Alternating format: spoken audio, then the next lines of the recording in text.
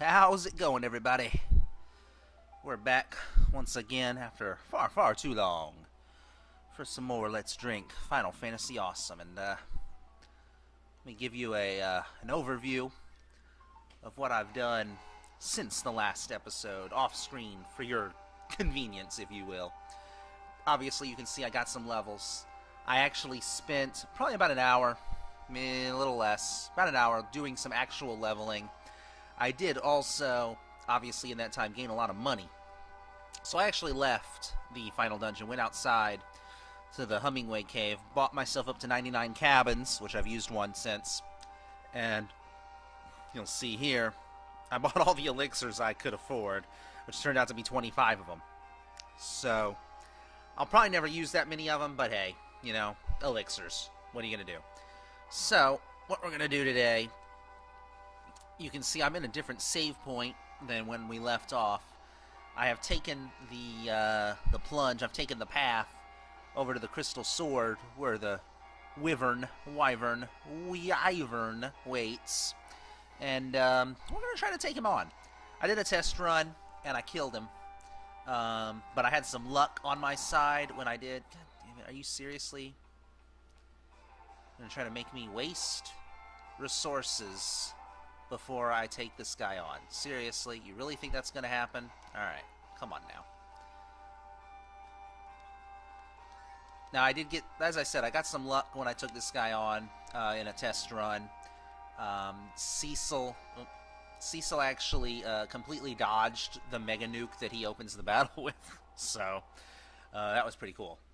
So anyway, he is protecting the Crystal Sword on behalf of Zemus.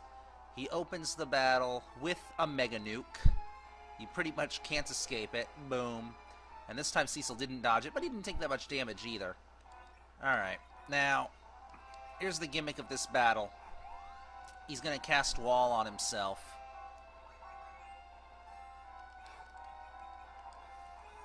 And he's going to bounce Nuke off of himself at us. I'm going to see, if you cast Bahamut on him, by the way, he counters it with Mega Nuke, so don't cast Bahamut on him.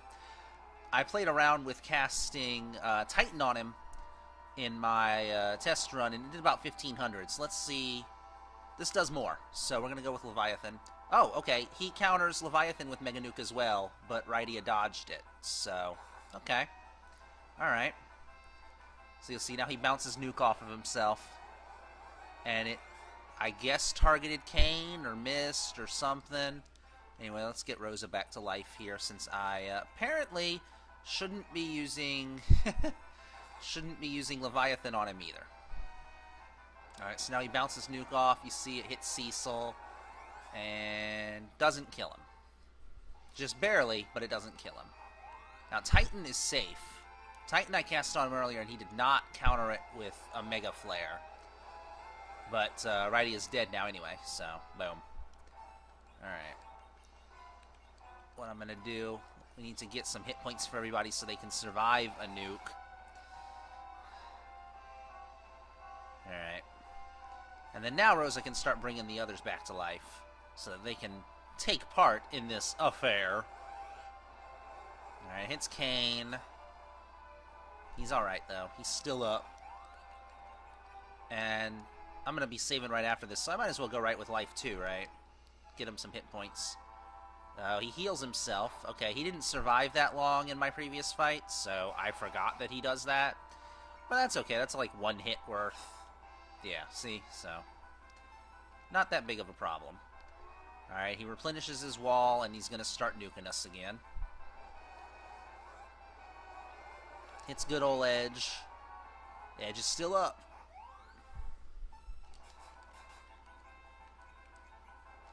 Bring back Rydia. Why not? It doesn't hurt anything to have her around. She'll get some experience. Oh, Eddie's dead before Rydia even got brought back. Okay, so that worked out pretty well. 16,000 experience. Cecil gains a level. And now we get the Crystal Sword. Boom. Beautiful weapon. It is the best weapon for Cecil in the game. That's probably pretty obvious. So you'll see here he's got the Excalibur, giving him 192 attack power. Boom, up to 233. Oh crap. And 8 defense. Look at that. Ah. So he is completely crystalled out. Oh, I did, by the way, I switched Righty over to the black shirt upon the advice that wearing the heroine shirt, or whatever you want to call it, actually diminishes her magic power, because it nerfs her intelligence stat, or her wisdom stat, as they call it in this game. So, yeah. Alright, we're going to go back and use another cabin, so let's just get everyone some hit points, just in case we get jumped on the way back, right? I mean, we got jumped by a blue dragon on the way in, and also I missed the door there. So, yeah. Alright. So we'll use one of our, now, multitudes of cabins. It's good to have multitudes. I was kind of disgusted with myself coming in here. I only had 16 cabins. Do you realize that? You may have realized that because, you know, you've watched the previous video. So we're going to save. Boom. It took about, obviously, as I said, I spent a little bit of time leveling. It took about 30 minutes for me to leave, buy some stuff, and come back. So I probably spent maybe 45 minutes to an hour actually doing leveling. I basically... 2 of them? I don't really want to fight 2 of them.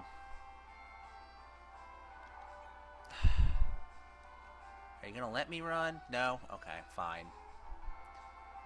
I mean, it probably would let me run, but fuck it. Let's just kill him. And immediately you can see the immense damage that Cecil is outputting.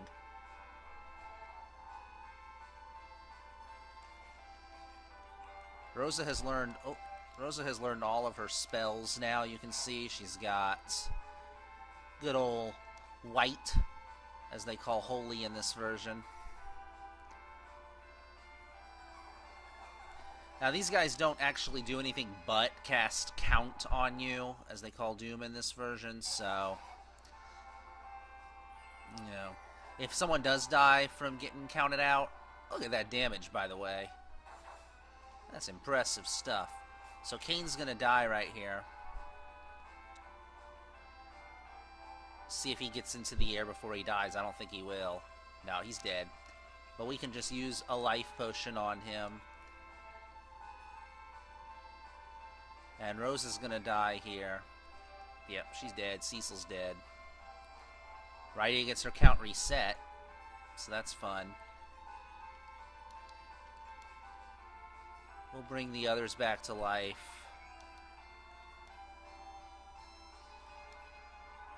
And do a little more Bahamut summoning.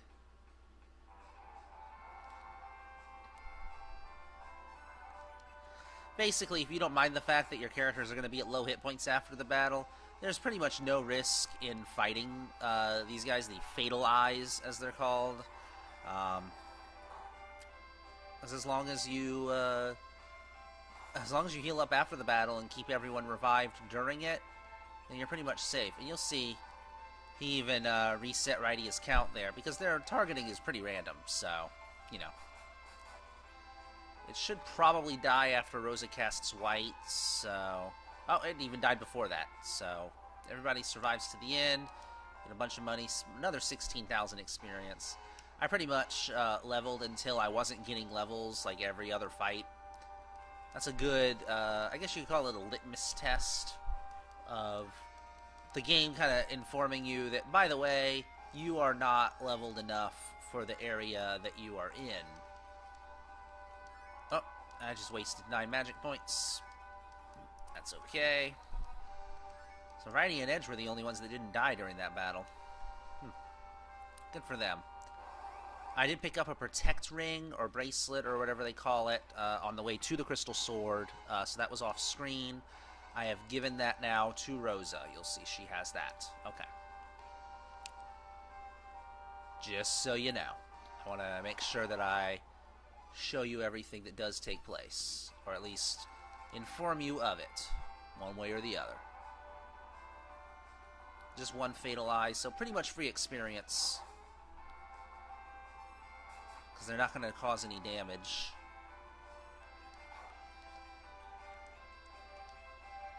And there's no reason not to take them on. I don't... Yeah. No reason not to take them on, honestly. As long as you don't mind either spending the magic points to kill them quickly, or spending the life potions to bring people back as they die. I mean, you're at no real risk as long as you are not stupid. Look at the damage from white, though. Wow. I don't use it that much. I generally have Rosa in a healing capacity, obviously. But, hey, look at the damage. It speaks for itself right there. Get the hell out of there. I don't want to take them on right now. I don't feel like it. There's no point. And you can see... Here's where we walk across the invisible pathway. Sorry. Up and around this way.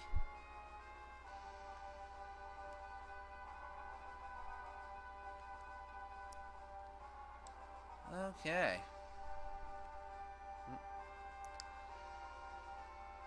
So what I'm going to do now that is taken care of, that we got the crystal sword, we're going to come back here to our original save point. And we're going to have a little bit of fun here. We're going to take on the Guardian of the Lance of White. The Plague, I think he is called. The Plague, yes, Plague. Who casts Count on everybody. He casts it on all of us. And there's two ways you can take him on, alright? You can either do a damage race, where you just try to take him out before you die, or you can kill one of your party members and bring them back, and they won't have the Doom anymore. So the first time here, I'm going to try taking them on just straight up. I'm just going to try and kill him deader than dead before I die. Okay? So let's see if we can do this. And I don't know. I might be high enough level to do it, and I might not.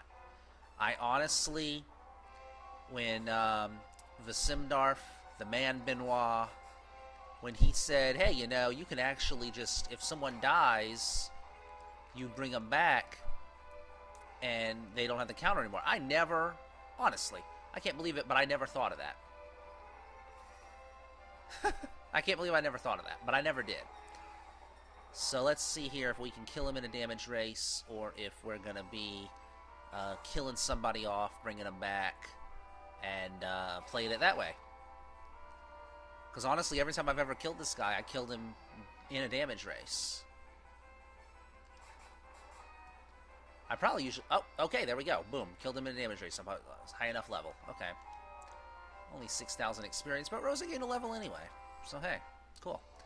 And now Kain gets the white spear.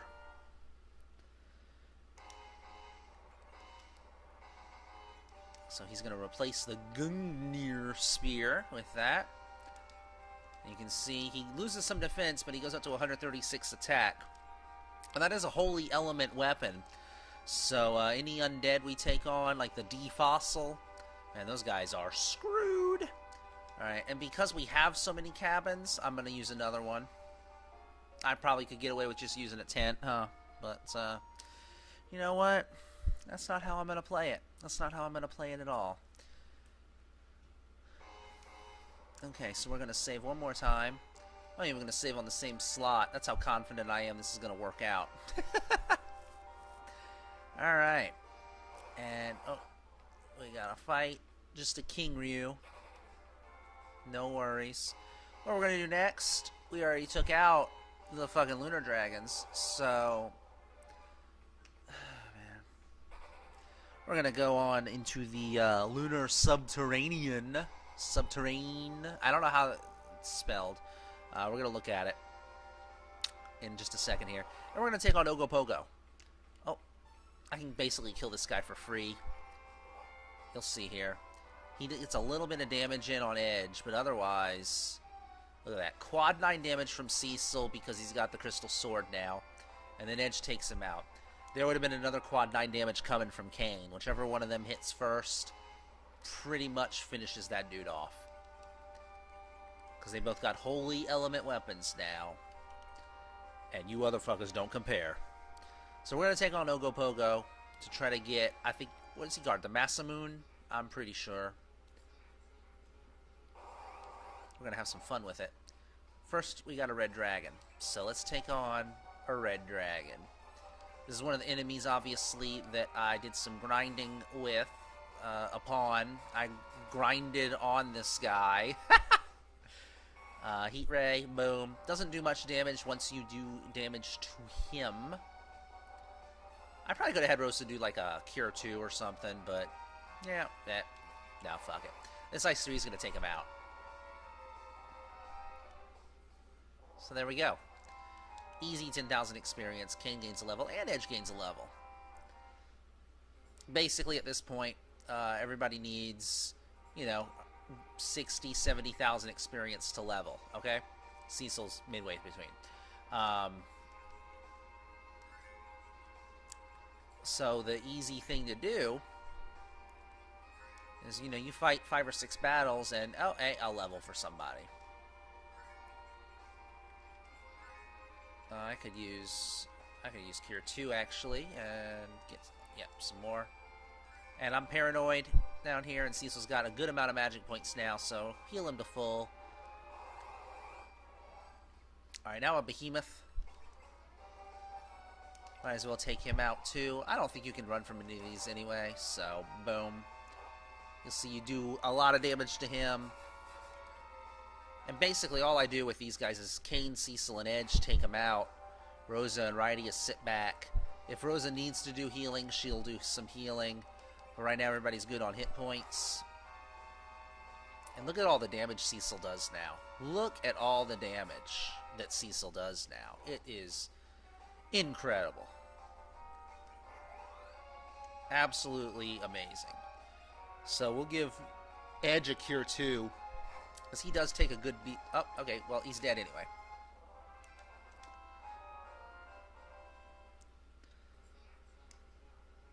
Man, you remember. I'm sure you guys remember. Because I know I remember. I'm having Rosa do the healing. Beach is going to be mad. Sorry, dude. I'm not even... No, dude, I'm not even mad at you. I get it. It makes sense. Have Cecil do the healing. Why the hell not? You know? You right. When you right, you right. You right. Alright, a red dragon. Oh, 1 damage to Kane. Oh, snap. Kane is screwed now, kids. Alright, let's get the Ice 3 working. Because once that Ice 3 hits, it's all over. Look at that. Did all that before the Heat Ray even came through. We'll give Edge a Cure 2. Edge takes a little more damage than the rest. He is of a fragile nature, but that's okay. Boom, Ice 3 dead.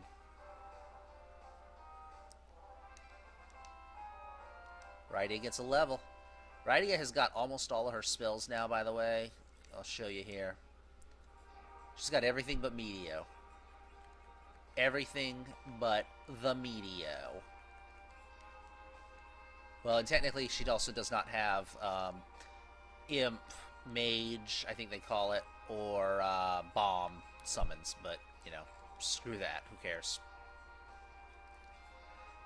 So when I finished my leveling, it was at the point where Rydia was level 49. She did get up to level 50 in the time that it took me to get back down to this point of the dungeon. Yeah. Alright, so let's take on Ogopogo. See if we can kill the master of the big wave. And since we didn't get hurt anymore on the way here, spend a couple more magic points from Cecil just to top everyone off on hit points. Why not? We got a dangerous, dangerous beast to take on here. Because we want to get, as he calls it, the Blade of Black. Here he comes. Well, we took out the Wyvern, so I ain't scared of you, Ogopogo, and your big wave. Big wave. Alright, well, maybe I should have been a little bit scared of your big wave. God damn, dude. It's alright, though. Let's just Bahamut him. Why not? We got it on lock. Give us a little Cure 4 action there, Rosa. Because we got a ways to go. Get everyone ready for the next big wave. I could throw some stuff with Edge, but honestly, not gonna. Save it for the final battle. 7,000 from Bahamut. Counters it with the Blaze. Doesn't do all that much damage. Alright, let's get Kane up into the air. Honestly, Cure 3 is probably good enough, right? Keep going with the Bahamut.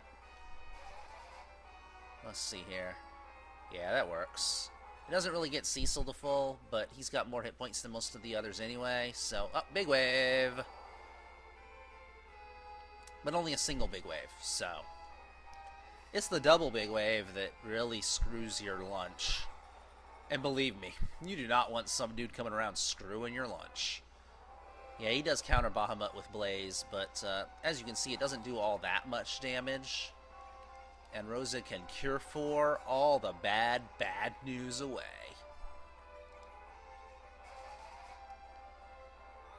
Look at that. Oh, yeah. Don't do much damage to Kane because he's in the back row.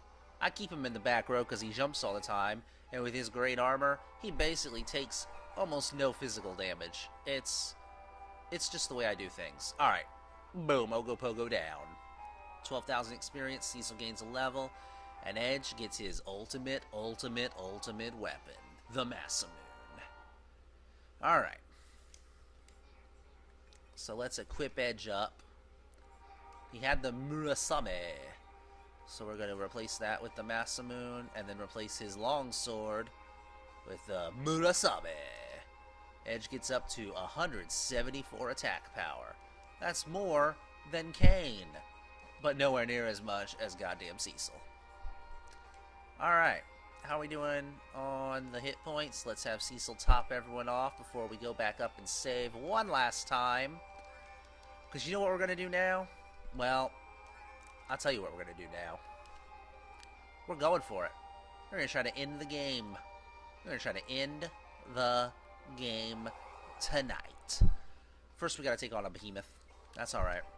You know how Vince McMahon pronounces behemoth? He says Bohemoth.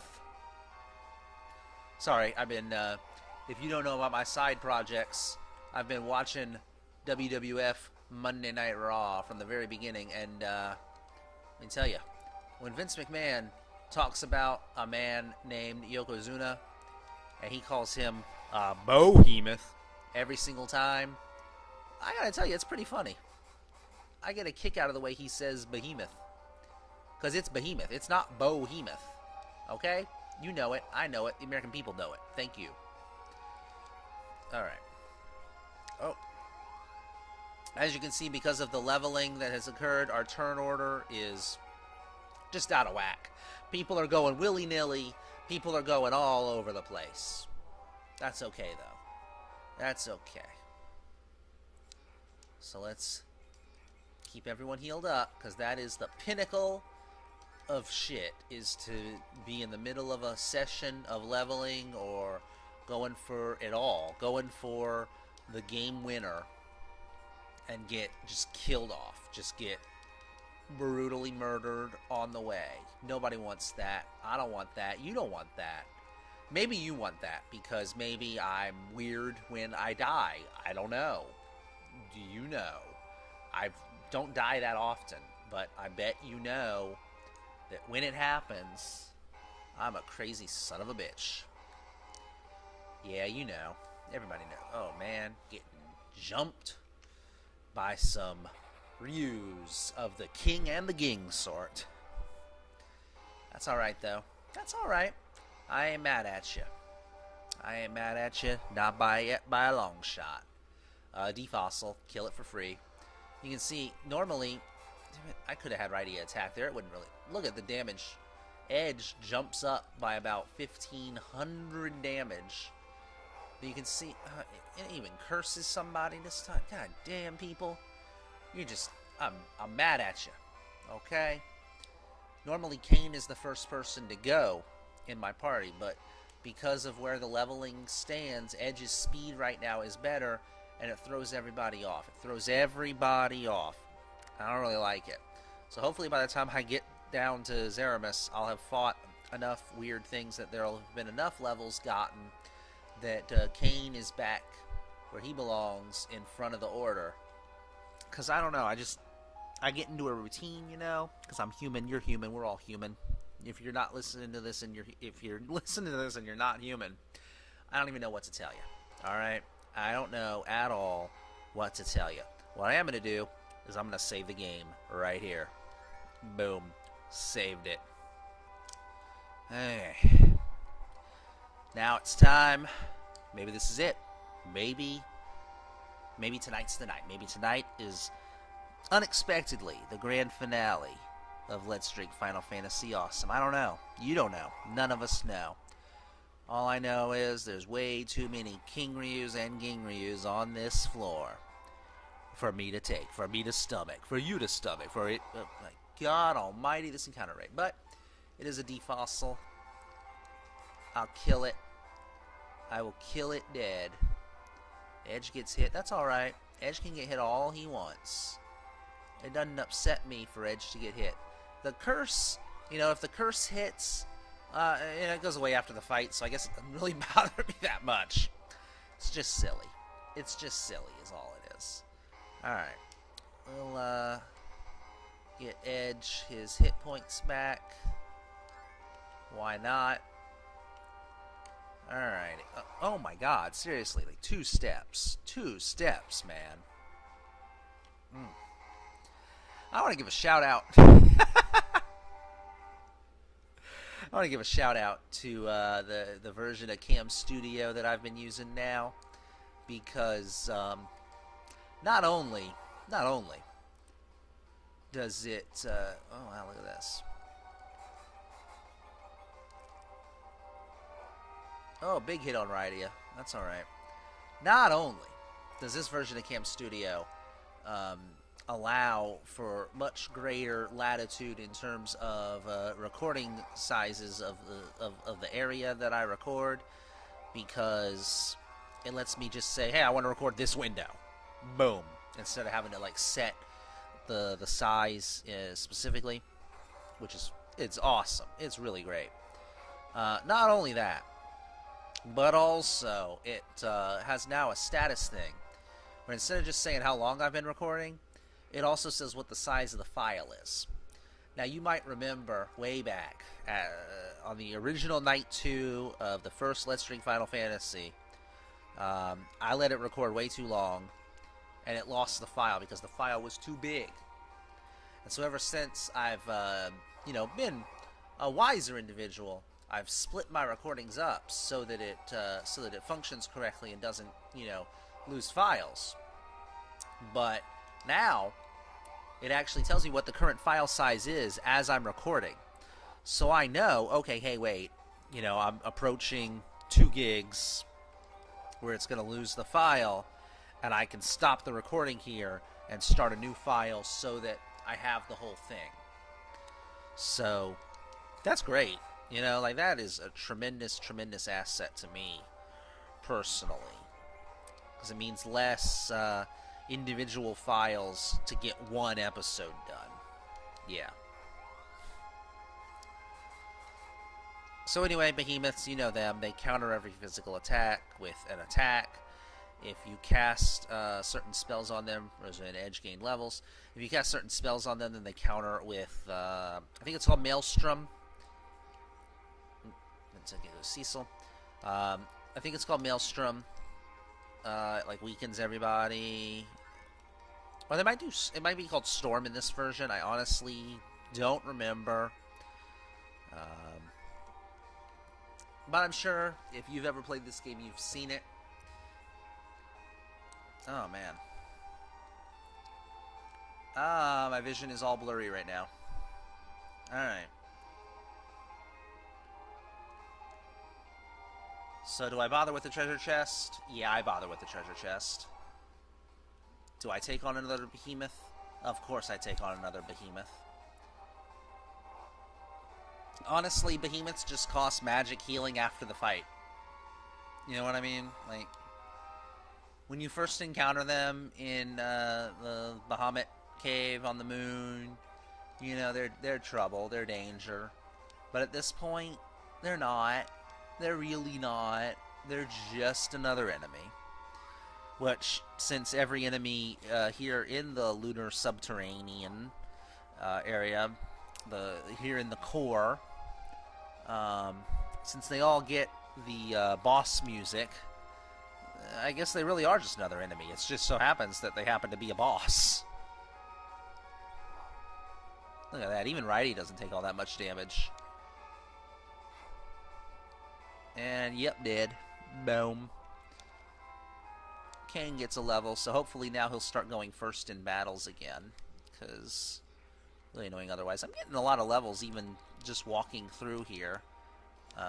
Which isn't really that much of a surprise because, I mean, you know, each enemy gives 10,000 experience approximately, give or take.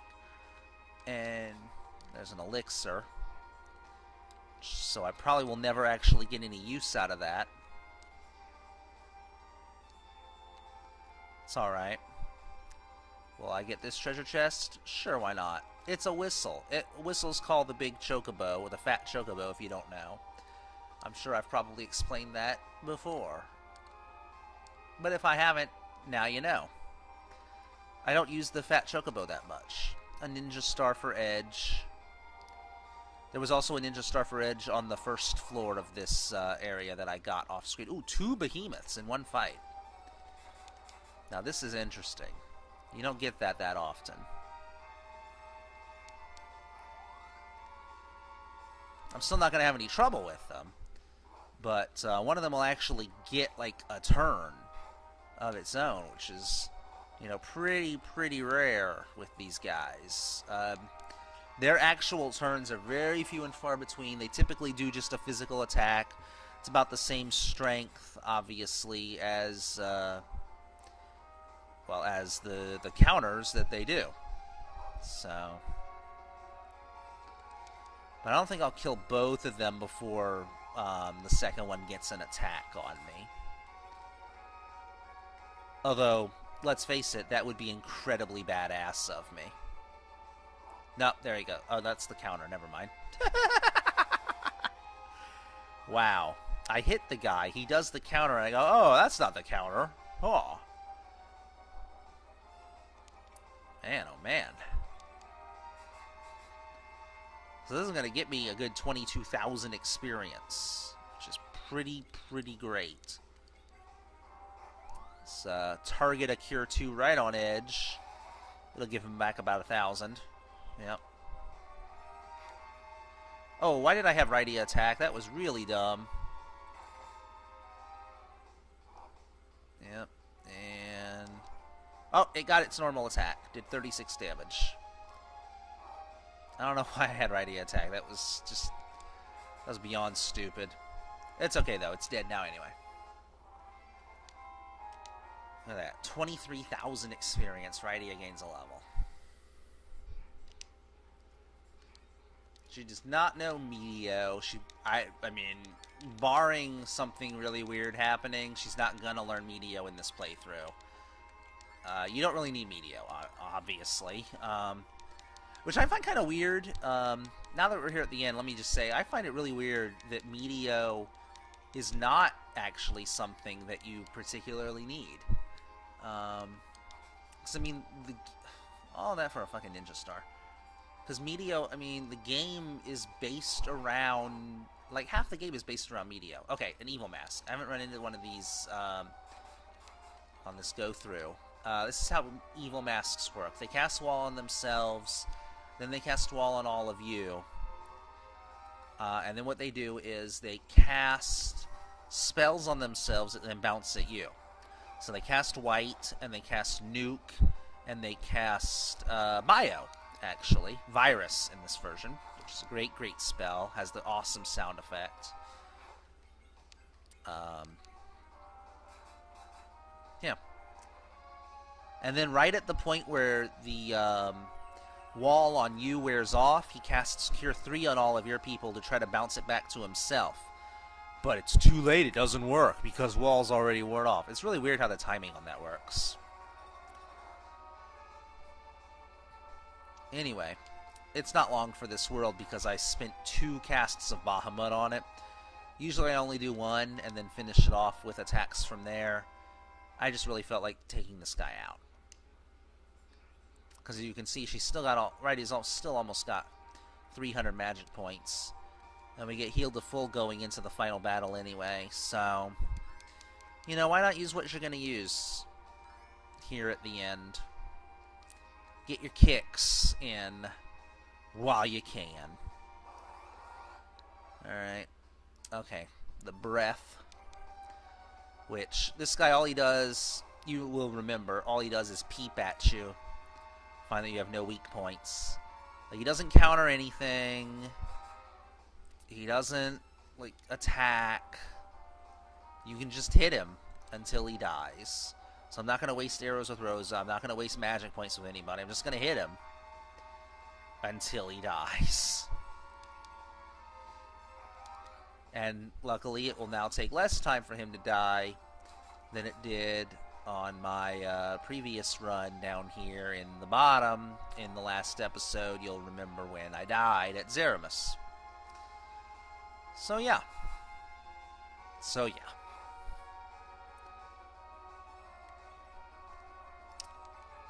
This is a pretty straightforward fight. There is not really anything to it. I understand the theory behind the fight, you know, that this is like a spy for, at the time, Zemus, because he's not dead and Zeramus yet. But, I mean, honestly, I don't really get the point beyond just the thematic reason for the fight. You know, that's all there is to it.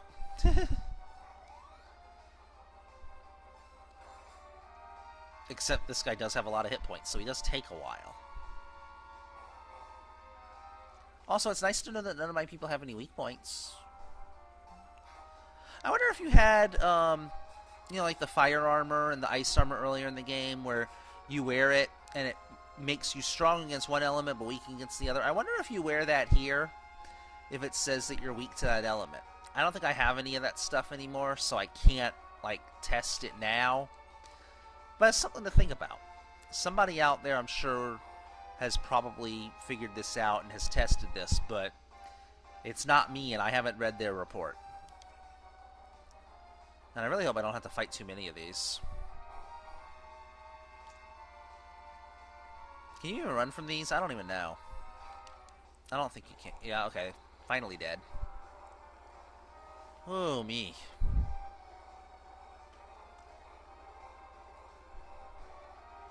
Okay. It's 12,000 experience for nothing, though, so, I mean, I guess you can't really be that mad at it. Can you run? Let me see if you can run.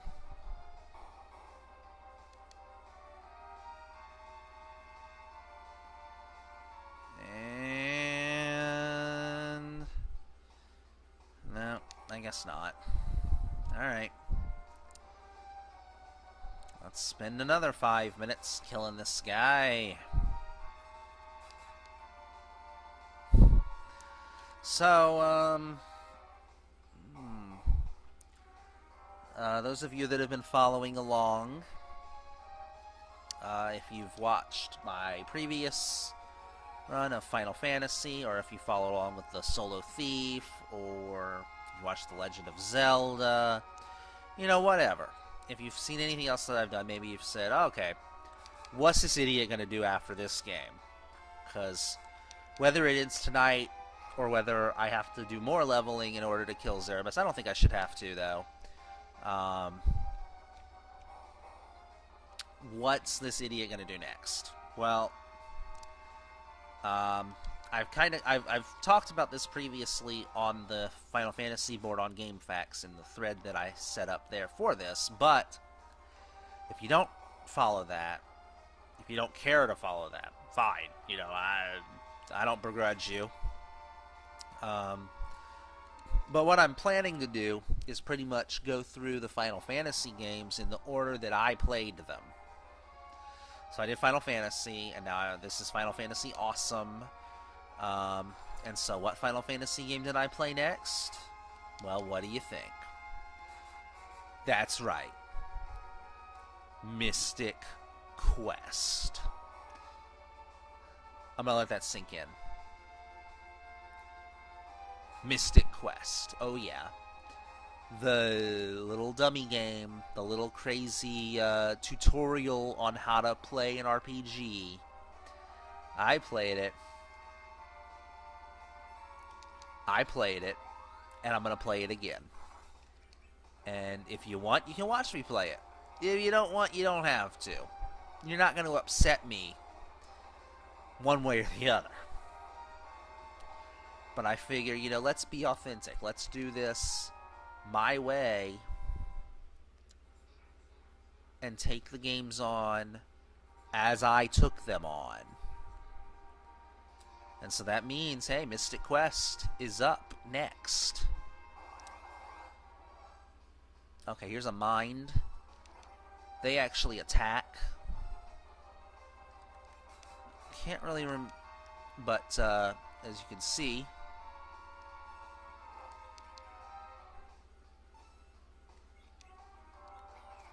okay, crap.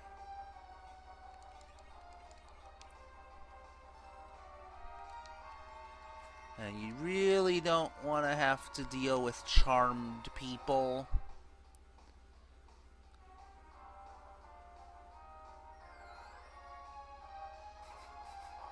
Alright, yeah, as you can see there.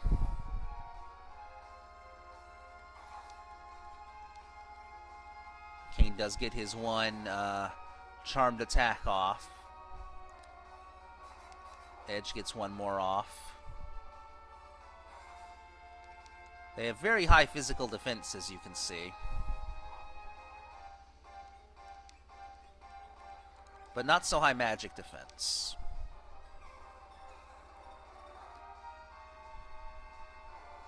Couple Bahamuts, and they're done.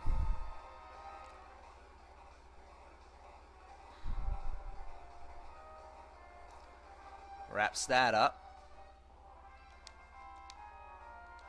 Rosa gets a level. Edge gets one more level.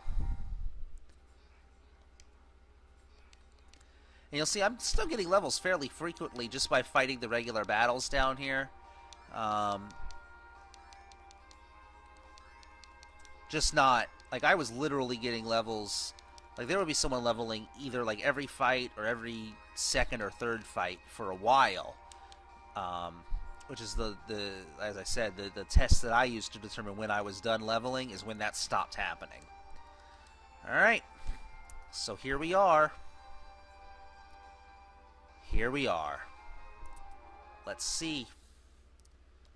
Let's see what happens. So obviously we've got the big cutscene to go through. You saw the cutscene last time, so I'm not going to really go into a whole lot of detail on what's going on right now. We'll talk a little about the future, in case I actually do win this time. Mystic Quest, as I said, is up next. After that will be Final Fantasy VI, the Final Fantasy III on the Super NES version. And then, well, then I'm going to have to figure out an easy way to record PlayStation games, because Final Fantasy VII will be after that.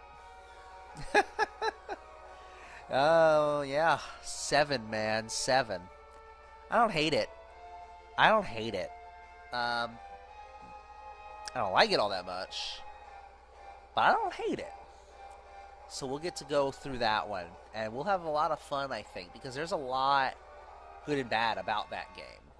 Like, there are things about that game that are great. There are things about that game that are terrible. And we'll get to experience all of that together. So here we are. Zemus is dead. Everybody thinks the final battle's over. Fusuya's surprised that we're even here. Like, we're an afterthought to him. Oh, you're here.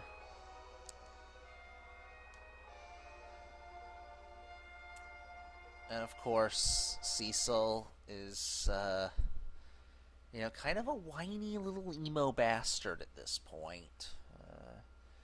Zemus turns into Zeramus. Everybody doesn't even notice. He's the hatred. He zaps everybody.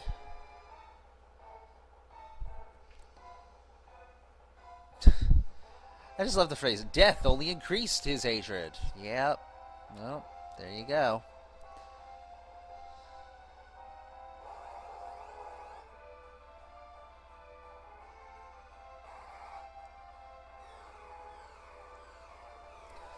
And of course, nothing can hurt him now.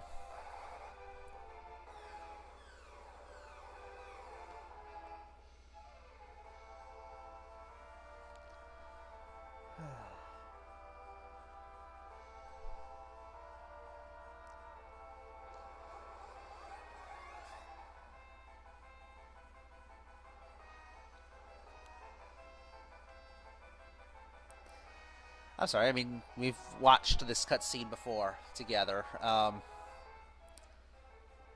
guess if I was going to be really nice, I could edit this out.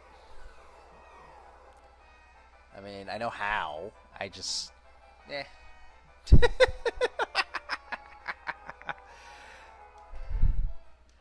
Besides, if I really do beat it here, then I wouldn't really want to edit it out because it's the last sequence of the game. You know, it's epic. It's awesome. It's Final Fantasy awesome. So, everybody is holed up in Mysidia, praying, or I'm sorry, wishing, because we have to make sure we censor things like the word prayer. So together, the Elder Palom and Porom send everyone's wishes to us. We get, obviously, the best music that happens in any Final Fantasy game playing. Because who doesn't love the fucking prologue?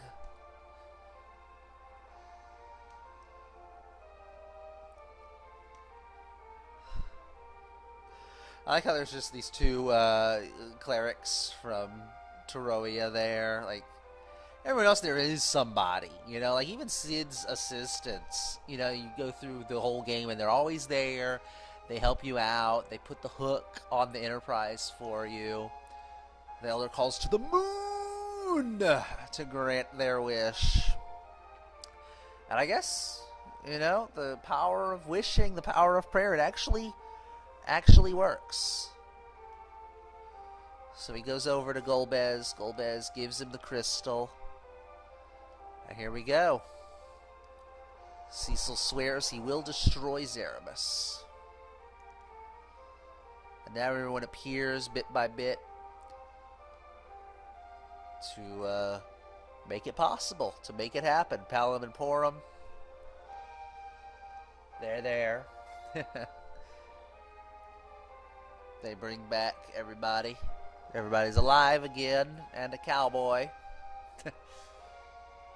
Edward and the one dead guy to show up, Tella. Like, Edward, do your best. It's okay, though. If you fail, you did your best. That's gonna bring, gets Rosa and Rydia back to full health. I guess Edward was a ladies' man after all. Here's good old Cid and Yang. Concentrate, Germany, says Yang.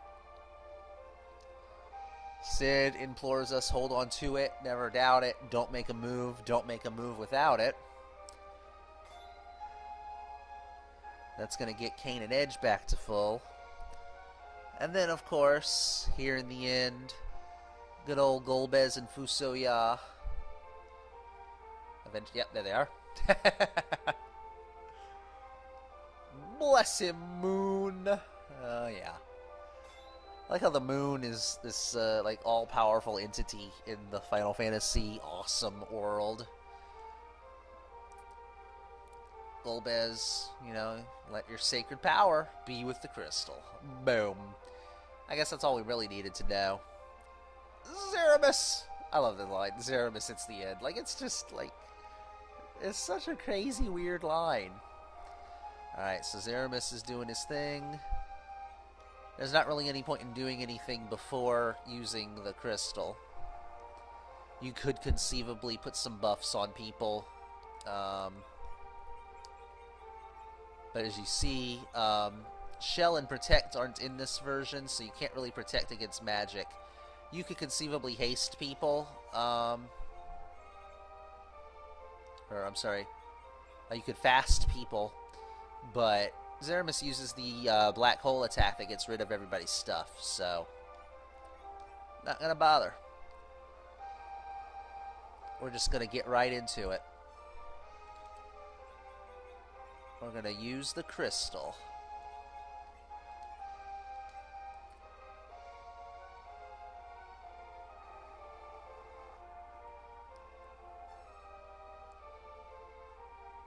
And here we go.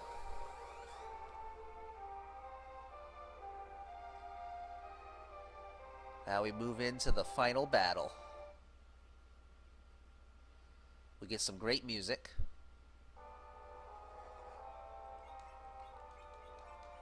And we'll throw the spoon at him. Oh! See, I needed to parry one more time. God damn it. Oh well.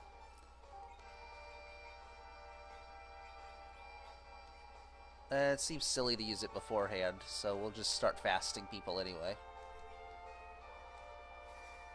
We'll open up with Bahamut.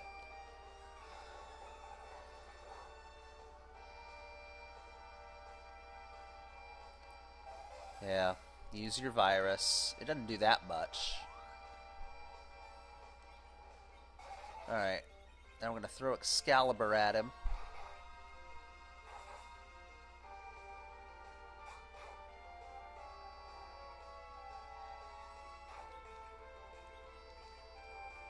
And I mean, pretty much, you're just in, you know, go all out mode. Just in case he big bangs right now. No, okay, well, everyone will be at full anyway, and I probably won't run out of magic points anyway. And if I do, I have 38 elixirs, so screw off, everybody. Throw the Gungnir spear at him. Now he'll use virus again. Oh, nuke, okay. Directly on Edge's face.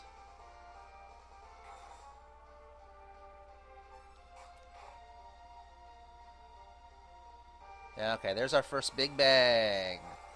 Let's see if anyone, Edge will probably die. Oh, look at that. It did a lot more damage the last time I was fighting him, didn't it?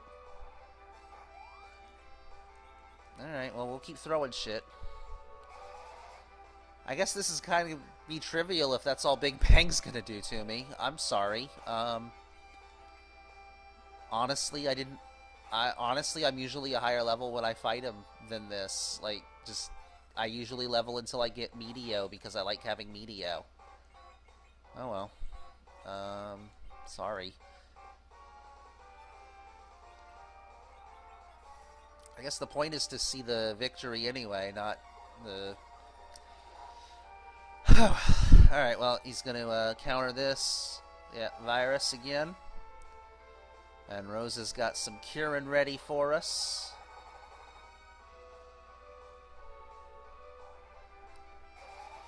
We can all enjoy the music together. He should Big Bang here again in a minute.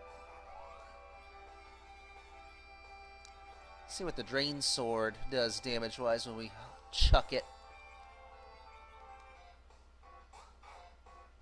Yeah, not a whole lot.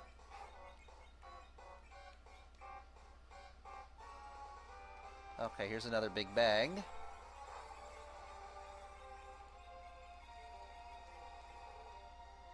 Okay, that did more Big Bang-ish damage. Alright. I feel a little better now, because that first one was kind of sad, honestly. Like, I didn't feel like I was fighting Zeramis. Oh well.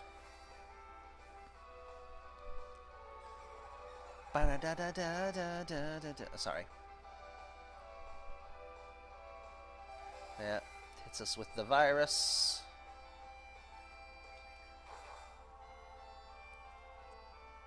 Canal jump. Alright, here's Black Hole. This erases people's buffs.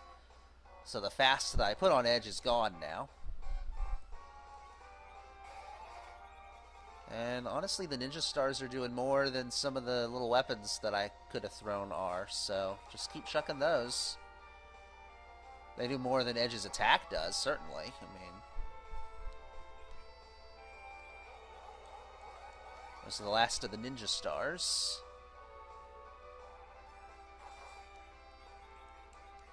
That got pretty good damage on Cecil there, so let's cure him up some. Just in time for everyone to get virus. That's okay, though. It'll still heal Cecil pretty good, at least. Oh, he didn't counter it that time. That's weird. Maybe I'm out of that phase of the battle now. He does have some phases. Like when he starts to get really close to dead. Oh, I'm almost out of stuff to throw. When he starts to get really close to dead... Oh! Well, normally when he gets really close to dead, he starts throwing Meteo at you. But Cecil just straight up murdered him. So I'll take that. I'll take that hardcore. And so will all of you. Oh, very nice. Very, very, very nice.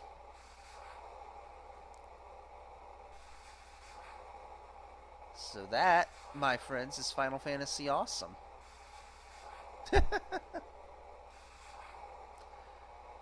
Okay. I can see from the file size that I am going to have to split one last file off here. Hopefully only one last file off here to cover the ending. It's still going to be in this episode. But give me one sec here.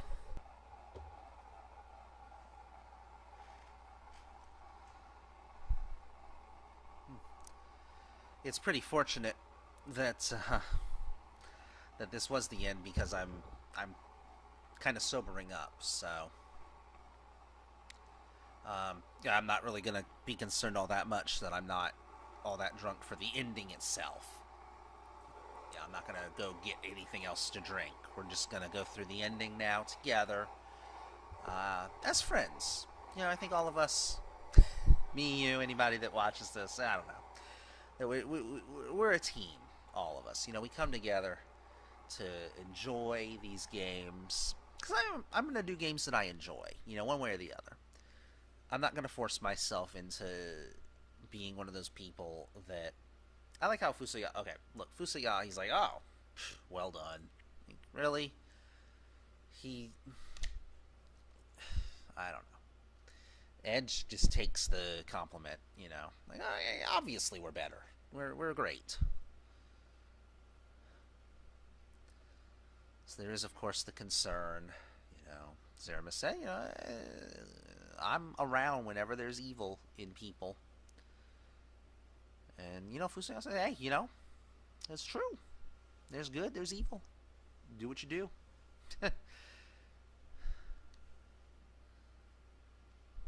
And I guess the message of the game is that all it takes for evil to win is for good men to do nothing. Because once Cecil started doing stuff, that's when evil got beat. Yeah. Edge pretends he knows what's going on, waves to us. Righty gets one last good shot in. And, you know, Edge is Edge. Edge being Edge. And Fusoya will return to the rest of the Lunarians who are taking their siesta.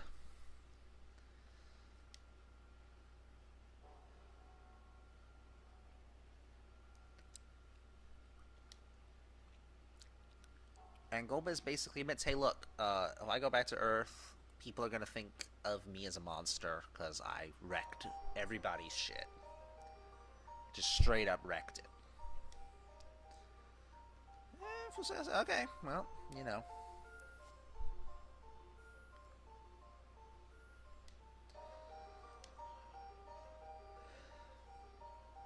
I mean, it's interesting. Golbez, I mean, as soon as he's not under Zemus's control anymore, he is a stand-up guy.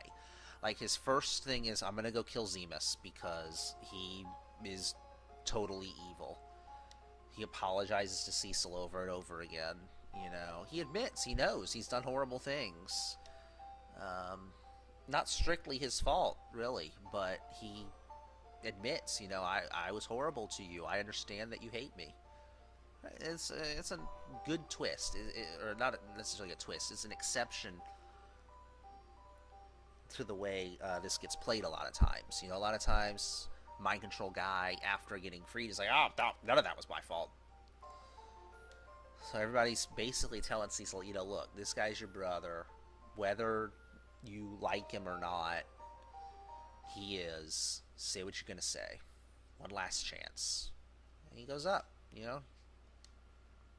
Calls Golbez brother. One last time. And they share a moment. And now we go into the ending, and pretty much this is on autopilot now, I think. I'm going to set the controller down. If I need to push A to advance any dialogue boxes, I will. But I think pretty much now we are in full-on end-of-the-game mode. And you can see the planets circling the sun, the 2 moons circling the Earth.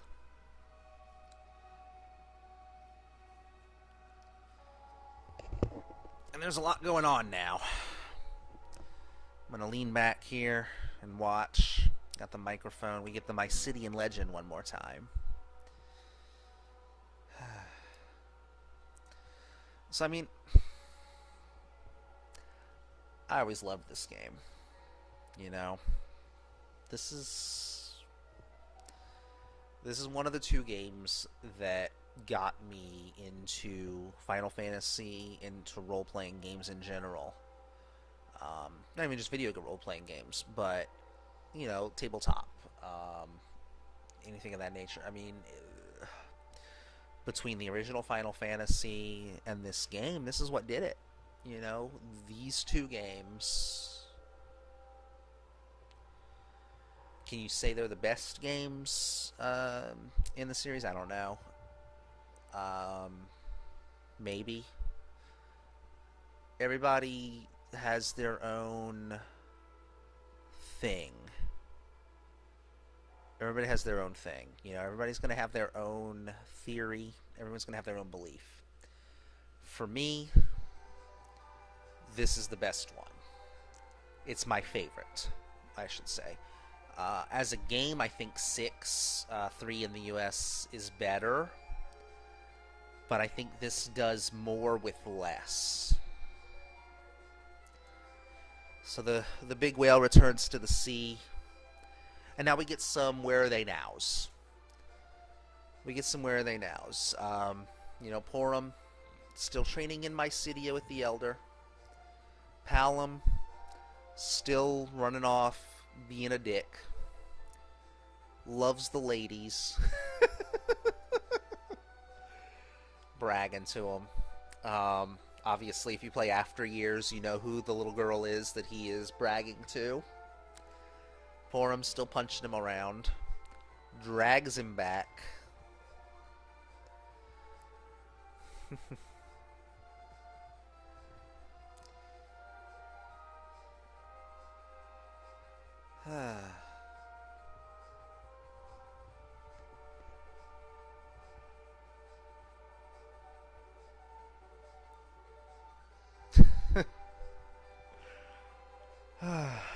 Yep. I don't know why the Elder doesn't, you know, scold Porom there, though, for, you know, kind of rubbing it in a little. Alright, so here's Edge. He's the king now, because obviously his parents are dead. Chancellor is, you know, kind of lecturing him, telling him, this is what you gotta do. You gotta be like this, you gotta be like that. You can't do this, you can't do that. Edge don't care. You know, Edge, he's a player. Yeah. He is what he is. He is what he is. I like Edge. He's searching, but he can't find anyone better than Rydia. And, you know, honestly, look at the world of Final Fantasy IV. There isn't a girl better than Rydia. There's just not in that whole world. So, hey, you know, you gotta feel for Edge. Chancellor chases after, I guess, the Chamberlain. Speaking of Rydia, here she is back in the Land of the Summoned Monsters, just hanging out, you know. Why not? Bridging the gap between human and monster. Consoling baby monsters. Why not? You know, why not be a great and wonderful person? Why not be an ambassador between worlds, essentially, that she is? Leviathan, a little bit of a lecher, but hey, you know. He gets a little twist in. I like how the game uses the little spin around to kind of indicate, hey, people are wacky. Ugh. She talks to Cecil somehow, or, you know. Yang is the king now of Fabul. The king just chills out with him. You know, hey, why not? You saved the world, dude. You can be king. Why not? Yeah. So Yang's wife, obviously, is the queen now. She doesn't. The game translation is a little messed up. She's the one that says she doesn't like formalities, but Yang gets the line anyway. And, you know, head on out. Do some training. Why not?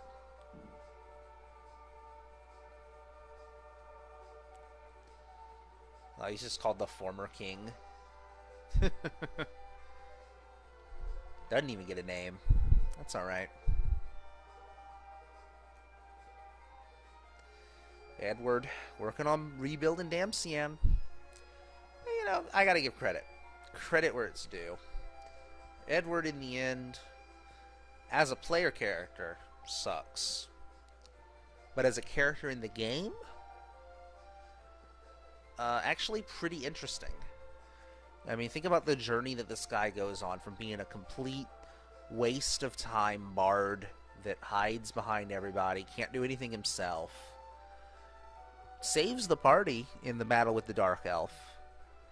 Now here he is, you know, rebuilding his kingdom. I gotta give him credit. Good for you. Good for you, Edward. Maybe he learns to be a real king. Maybe he does. I'm fine with that. Down in the underground, King Giat.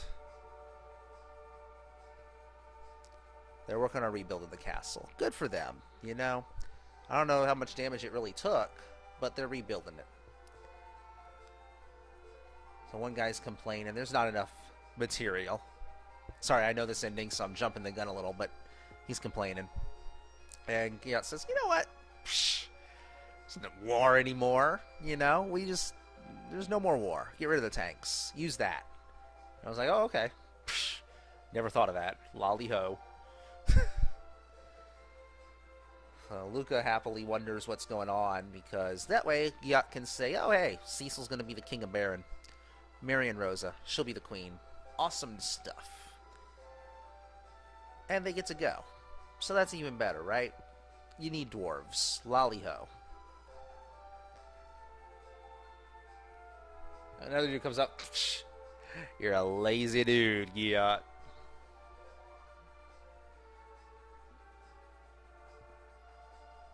Lolly ho. Kain up on Mount Ordeals. Got his helmet off, so now you know he's blonde if you didn't know. Ah. But he doesn't feel worthy. He's got to do what he's got to do.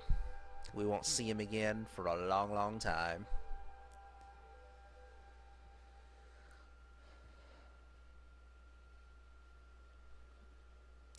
And so, one last look in. At the observatory. Oh, snap. You thought I was going somewhere else. But no, observatory.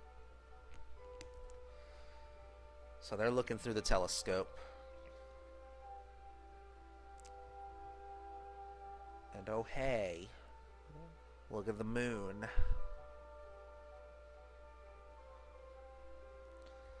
And for some reason, looking through the telescope gives us this third-person view of the Earth, even though you couldn't possibly see the Earth from this perspective from the Earth. But for us to be able to understand what's going on, we gotta see it this way.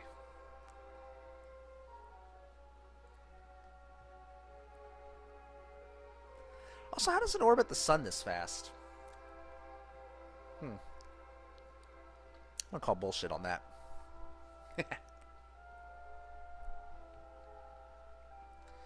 Okay, artistic license.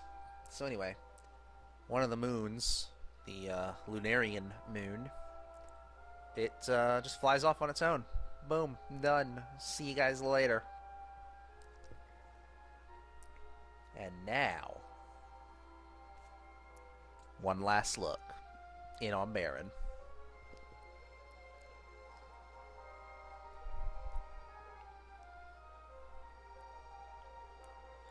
Cecil and Rosa pushed the twin beds together. Because it's a 1950s sitcom. You can't have a king bed, even if you're the king.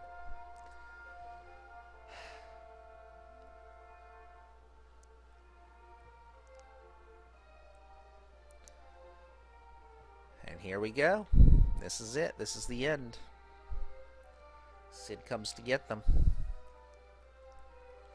It's time for, I guess, the wedding, kinging ceremony. I don't know what you want to call it.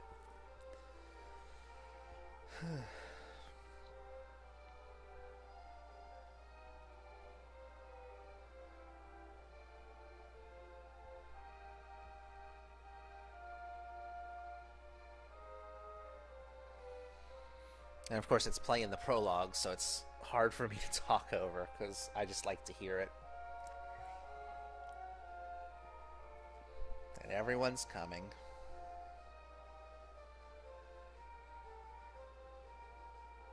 And of course Cecil, you know, as the moon left, he heard Golbez say goodbye.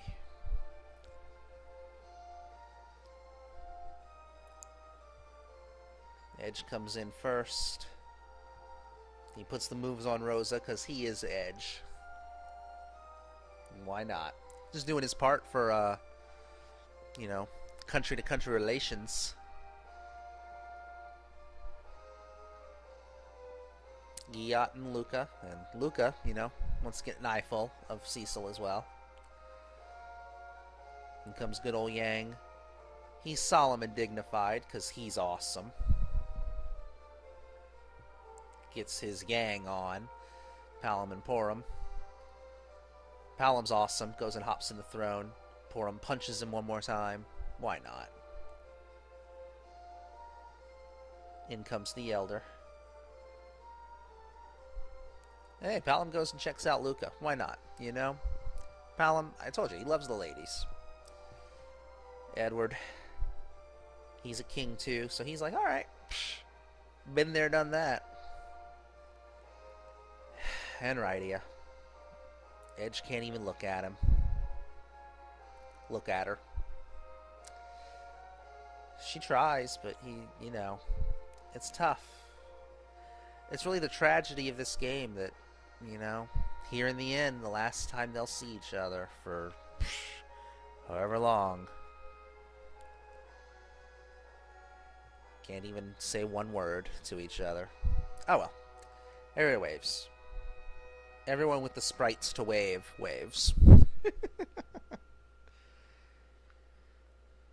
That, at long last, is the end of Final Fantasy Awesome.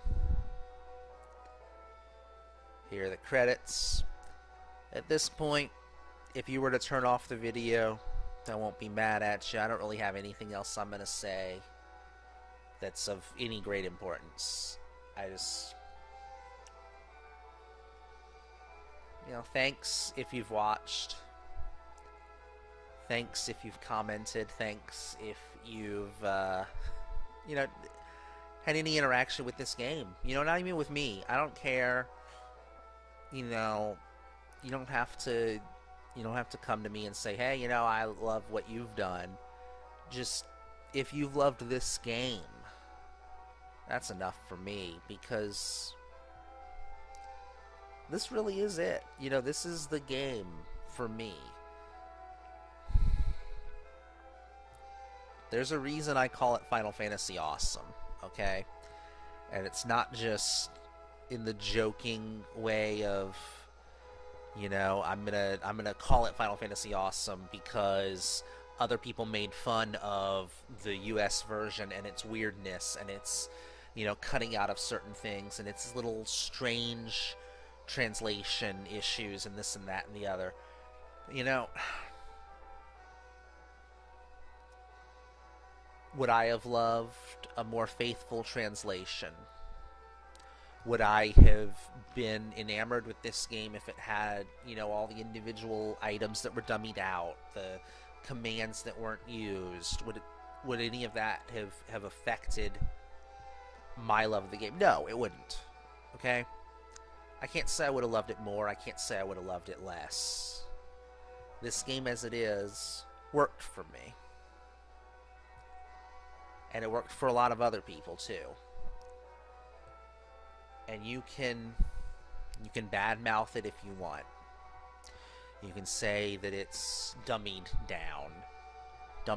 You can say that it's weaker. You can say all of these things if that's what you want to say. But I mean, in the end, this is the game. It kicked off the Super NES era of RPGs. It did so many things that, you know, you couldn't do in a Nintendo game. You couldn't do in like an original Nintendo game for the NES. It defined the Super NES era. It set everything in motion for what you would see in Final Fantasy V and VI.